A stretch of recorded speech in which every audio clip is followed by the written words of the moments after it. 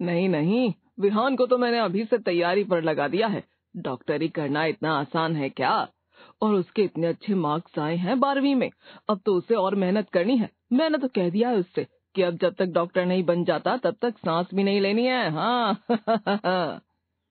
लगता है तेरा सपना तेरा बेटा जरूर पूरा करेगा।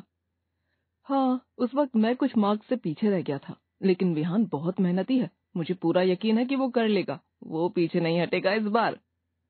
लेकिन डॉक्टरी की पढ़ाई काफी मुश्किल होती है, उसमें भी एमबीबीएस बनना, मानो सब कुछ दांव पर लग जाता है। हाँ, बात तो सही है, लेकिन हम है ना उसके साथ। जहाँ भी उसे हमारी जरूरत होगी हम हैं उसके पीछे। मैंने तो उसके डॉक्टर बनने के लिए पैसे भी सेव कर लिए। अच्छे से अच्छे कॉलेज में एडमिशन करवाऊंगा उसका। हाँ, तेरी बातों से ही लग रहा है कि विहान डॉक्टर नहीं बनेगा, लेकिन तू ही बनने वाला है। बेटा ही तो बाप का सपना पूरा करता है आखिर। मेरा अधूरा सपना मेरा बेटा ही पूरा करेगा, देखना। सतीश का डॉक्टर बनने का जो सपना उसका खुद का अधूरा रह गया था, वो अब उसी सपने को अपने बेटे की आंखों से देख रहा था। लेकिन उस सपने की कीमत क्या थी, अभी ये विहान को नहीं पता थी। आंखें दर्द कर रही हैं, थोड़ी देर बालकनी में खड़ा हो जाता हूँ। विहान अंगड़ाई लेते हुए बालकनी में आता है, जहाँ बच्चे नीचे बास्केटबॉल खेल रहे हैं। विहान, वहाँ क्या कर रहे हो बेटा? कुछ नहीं, बस कुछ देर के लिए उन बच्चों को देख रहा था। मैं भी जाऊँ कुछ देर के लिए नीचे बास्केटबॉल खेलने? तुम्हारी असाइनमेंट पूरी हो गई विहान? नहीं, अभी तक तो नहीं हुई, लेकिन मैं आकर कर लूंगा, प्रॉमिस। विहान, ऐसे नहीं होता बेटा। तुम्हें पता है ना, पापा खुद तुम्हारे असाइनमेंट चेक करते हैं। वो आएंगे तो उन्हें अच्छा नहीं लगेगा कि तुमने अपना काम पूरा नहीं किया है।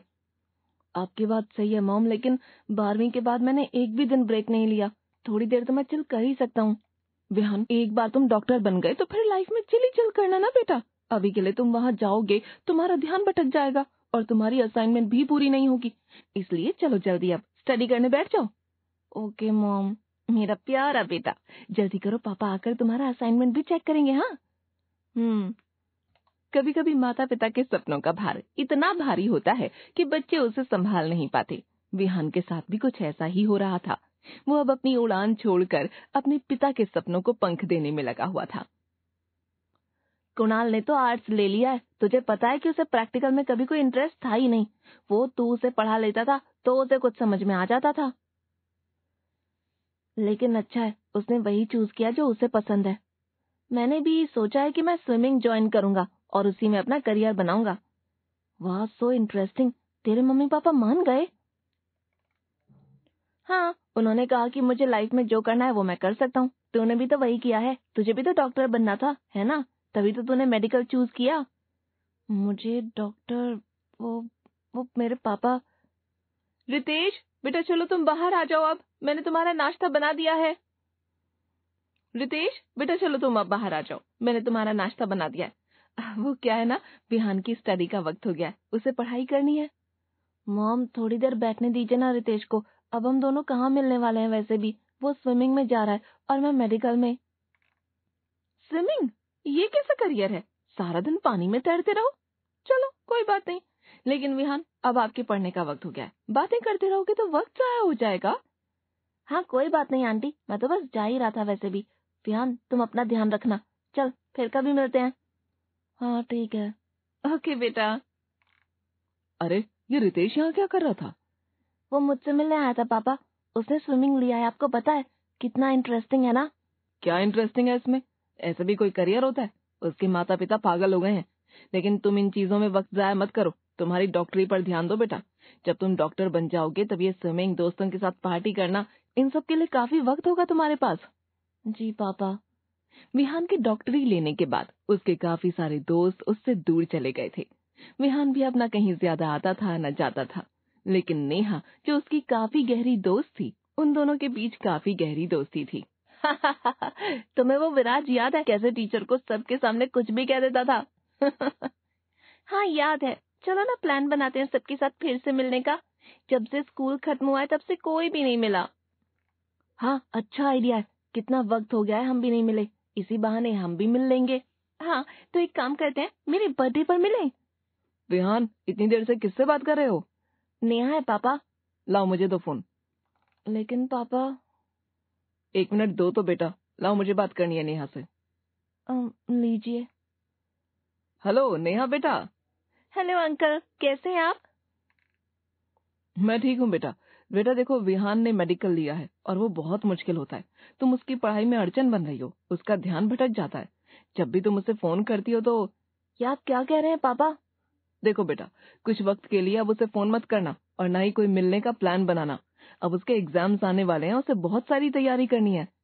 जी अंकल, मैं समझ गई। अब से मैं विहान को परेशान नहीं करूंगी। थैंक यू बेटा। पापा, आपने नेहा से ऐसा क्यों कहा? आप जानते हैं ना, मेरी और नेहा की दोस्ती कितनी गहरी है। विहान, डॉक्टर बनने के बाद तुम्हें हजारों लड़कियां मिल सकती हैं बेटा।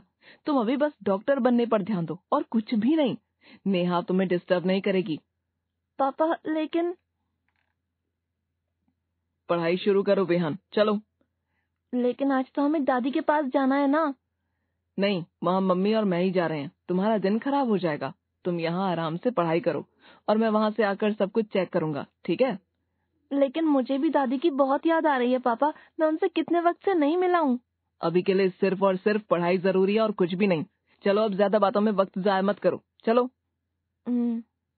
सतीश का डॉक्टर बनने का सपना विहान के लिए बोझ बनता जा रहा था, लेकिन इस बात का एहसास अभी तक उसके माता पिता को नहीं था। लेकिन उसके मामा जी को अब विहान कुछ अलग अलग सा लगने लगा था। क्या बात है, मुझे यहाँ आए हुए 4 घंटे हो चुके हैं, लेकिन विहान ने अभी तक आकर मुझसे कुछ पूछा नहीं कि आप मेरे लिए क्या तोहफा लाए हो। अरे भैया, अब वो दिन के 18 घंटे पढ़ाई करता है सिर्फ। क्या? 18 घंटे? ये कुछ ज्यादा नहीं हो गया? अब उसे डॉक्टर बनना है तो इतना तो करना ही पड़ेगा। आप रुको, मैं उसे बुला लेती हूँ। विहान, विहान। जी मॉम, ये देखो मामा जी आए हैं। अरे मामा जी, आप कैसे हैं? प्रणाम। प्रणाम बेटा, कैसे हो? मैं ठीक हूँ मामा जी। ये देखो, मैं तुम्हारे लिए वीडियो गेम लाया हूँ, तुम्हें बहुत पसंद है ना? मामा जी, अब मैंने ये सब छोड़ दिया है खेलना। आप बैठिए, मैं जाता हूँ अपने कमरे में। पापा आते ही होंगे असाइनमेंट देखने।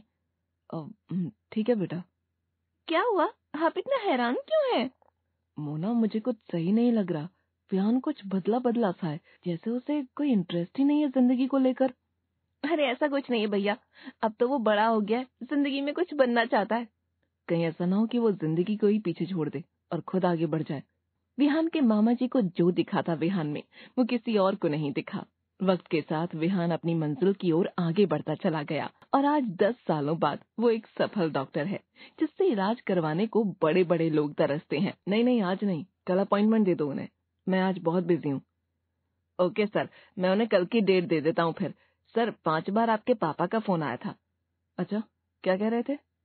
पता नहीं, मैंने कहा आप बिजी हैं तो उन्होंने कहा जैसे ही आप फ्री हो आपको बता दूं। ठीक है, लगाइए उन्हें फोन, मैं बात कर लेता हूँ।